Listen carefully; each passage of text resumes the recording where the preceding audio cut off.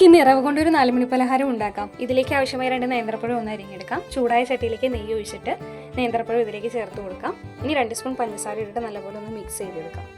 കുറച്ച് തിരിഞ്ഞെടുത്ത തേങ്ങ ഇട്ട് കൊടുക്കാം. നല്ലപോലെ ഒന്ന് മിക്സ് ചെയ്തെടുക്കാം. ഇനി ഇതിലേക്ക് ആവശ്യമായ പാൽ ഒഴിച്ചു കൊടുക്കാം. തേങ്ങാപ്പാലായാലും ഒഴിച്ചു കൊടുക്കാതെ ജീരകം ഏലക്കയും കൂടി നല്ലപോലെ മിക്സ് ചെയ്തെടുക്കാം. വറുത്തെടുത്ത റവ ഇതിലേക്ക് ചേർത്ത് കൊടുക്കാം. നല്ലപോലെ ഒന്ന് മിക്സ് ചെയ്തിട്ട് നല്ലപോലെ ഒന്ന് വെന്ത് വരട്ടെ കേട്ടോ. വെന്ത് കഴിയുമ്പോൾ നമുക്കിത് സ്റ്റൗവിൽ നിന്ന് ഇറക്കി വെച്ച് കൊടുക്കാം.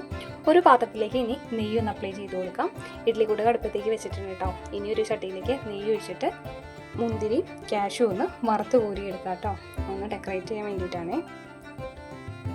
ഇനി നമുക്ക് ഈ മിക്സ് പാത്രത്തിലേക്ക് ഇട്ടിട്ട് നല്ലപോലെ ഒന്ന് പരത്തിയെടുക്കാം. ഇനി ഇത് നേരെ ഒരു 15 മിനിറ്റോളം ഇഡ്ഡലി കൂട്ടത്തിൽ വെച്ചിട്ട് ആവിയിലൊന്ന് വേവിച്ചെടുക്കാവേ. ഇതാ വെന്ത് പാകത്തിനായി വന്നിട്ടുണ്ട് കേട്ടോ. നമ്മുടെ 4 മണി പലഹാരം റെഡിയാണ്. എല്ലാവരും ഒന്ന് ട്രൈ ചെയ്ത് നോക്കണം. വീഡിയോ ഇഷ്ടമായി ലൈക്ക്, ഷെയർ ആൻഡ് സബ്സ്ക്രൈബ്.